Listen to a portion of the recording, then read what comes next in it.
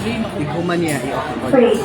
Okay, sa maayo buntag sa natong tanan pag-usab. Blessed morning sa tanan pag-usab. Amen. Wow, glory to God. So amen. Blessed Lord's Day and welcome sa tanan ng mga brothers and sisters in Christ. Welcome sa MOTLGC. Salamat sa Ginoo sa kayunan nga makadungta og tulong sa Dios sa bilipata.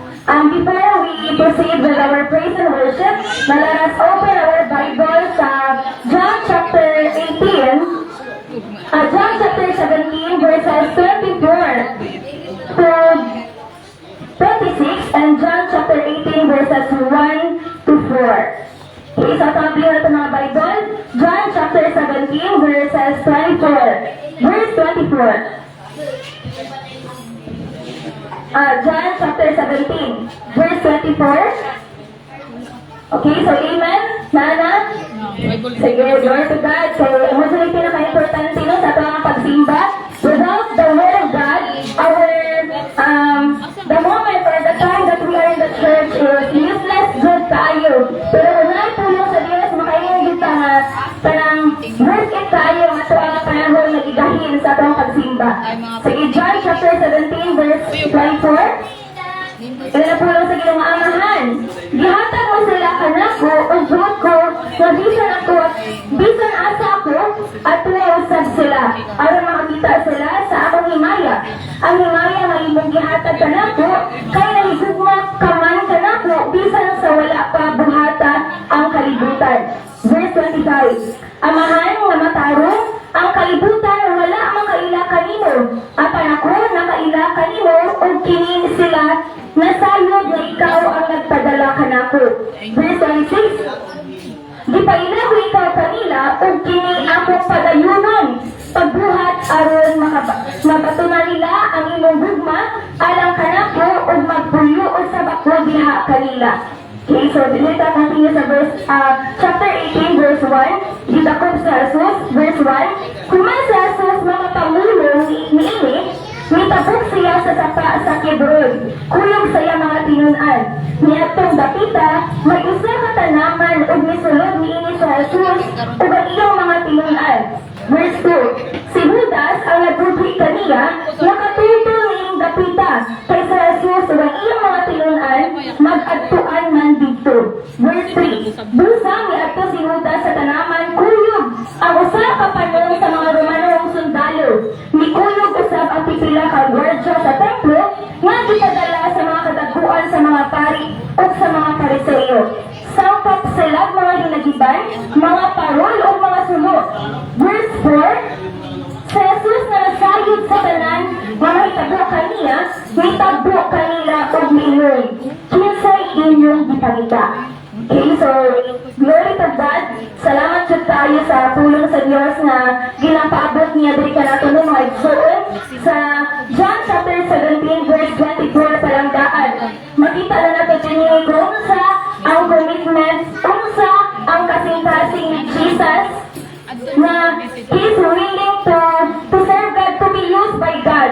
So grabe jud ka willing, grabe ang willingness, grabe ang gugma ni Jesus sa Diyos. Yung makita dyan mo dili bitaw nga, ang iyang kinabuhi, walay laing jud nga, walay laing jud para sa Ginoo nga jud, hangtod sa iyang kamatayon. Nabuhi siya, namatay siya nga, nabuhat siya sa kabubuton sa Amahan, sa kabubuton sa Diyos. Ingon siya nga, Amahan, ihatag mo sila anak ko o buot ko, magbisan asa ko at tuusad sila. So, isuon sa inyo kanang kinabuhi.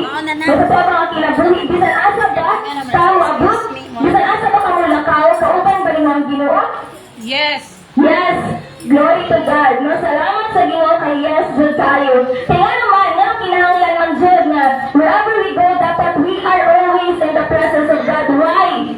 Because God wants us to enjoy the life that we have. Kaya naman, di naman ito ma-enjoy ang kinabuhi. Good kung wala ta sa presensya sa Diyos. We cannot enjoy life if we are not in the presence of God. So, it is a matter of choice. Life choice. And glory to God because we choose to be in God. Nalabi na Jud karong nga adlaw, karong nga kanang Sunday, this day Sunday. So, salamat sa Ginoo kay pipili nato nga naatag niya sa Diyos. Nagbuhat ta, we are doing the things nga makapahinuot sa Ginoo. Noong ma, mag-glory to God, kasi wala pa sa simbahan. Tomorrow, even though we are not in the church, still we are, or we will do the things na naata sa presensya sa Ginoo. Bitaw mo, kabantay mo anang, kabantay mo na wala ka sa simbahan? Nalabi na dyan, kapatid mo wala ka sa simbahan, daghan ka mga distractions, mga makapalayo, mga mawala bitaw ka sa presensya sa Diyos. Pero, ang Diyos, dili na dyan na siya mawala pa sa imuha. May pinakalindot. Mga bitaw nga mabati ka konsensya, mga bitaw nga mag-guilty ka, mga bitaw nga makabati ka, wala kay kalipay, tungod kay ang Diyos, dili dyan sila magbiya sa imuha. Pero, wala, may mga butang, labi na dyan, wala ka sa church, mga distractions, bitaw, nga mawala ka sa presensya sa Diyos. Pero, nakalindot lang, tungkol kinabati na nimo, na-experience na nimo, kung sa kalindot, nga naadjud ta sa presensya sa Diyos, mo na siya magtukmod, mo na siya mag-trigger nimo nga, magpabiling ka kanunay, diya sa presensya sa Ginoo. Kay, nabati naman nimo, makumpare naman nimo, ay, bati dyan ay as in, wala dyan, lamig, ang kinabuhi nga wala sa Diyos. So, salamat sa mga example, wala ta. Sama din sa verse, chapter 18, verses 1 to 4, nga si Judas nag-betray, Judas betrayed Jesus, glory to God, because wala ta nagdudhi sa Diyos. No, kay, sa diha ang Diyos, ingon sa mga simba ka, pagay kong panahon, ang iyong gibuhat, di mo man nagisunod. Ang sugo, ang tingog sa Diyos, isuot. Namuna ako ang pagampo, bataw mo na akong prayer ba, salamat sa Ginoo sa kitang tanan, kaya nakasinati ta, kung sa kalami, kung sa kalindot, nga naata sa presensya sa Diyos. Kaya mo ni mag-trigger sa tao na magpapili na siya sa Ginoo. Bisan pa man, di siguro mo church, pero confident ka nga naadjud siya sa Diyos. Kaya naman, nabati naman niya kung sa kalindot.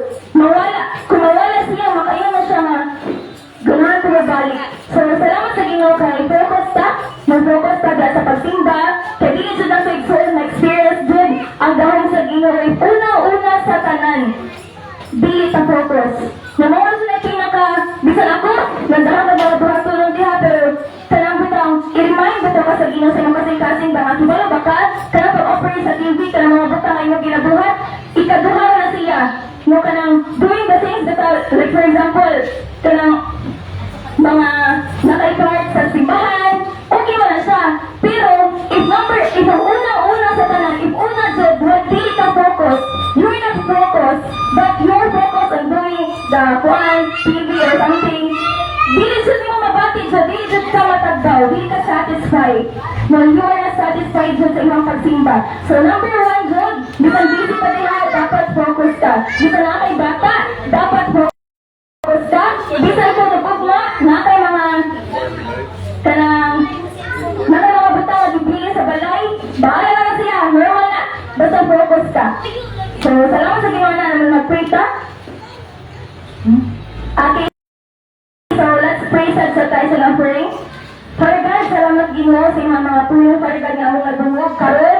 Thank you, Lord, in the name of Jesus. Kay ang mata ko sa Father God, we are focused in your presence, Lord, in the name of Jesus. And Father God, thank you, Lord, for talking to us, Father God, reminding us, Lord, that we will not let, Father God, Satan to distract us, Father God, sa pagsimba kanino Ginoo, because this day, Father God, is special, Ginoo, in the name of Jesus. Salamat, Father God. Thank you, Holy Spirit, Lord, nagapabiling kini sa kasing-kasing, sa mata ko sa Satan, tanang buhat sa kaaway, tanang plano, ni sa tanan sa pagdisturbo, sa pagsamok, sa paglawgaw. In the name of Jesus, akong pag-gapusong, bungkagon, lumukon, putlon, in the mighty name of Jesus Christ of Nazareth. Satan, demons, and all the evil spirit be loose and go back to the Hades right now, in the name of Jesus. Salamat yung Father God, bisa malala sa tayo sa offering, Ginoo.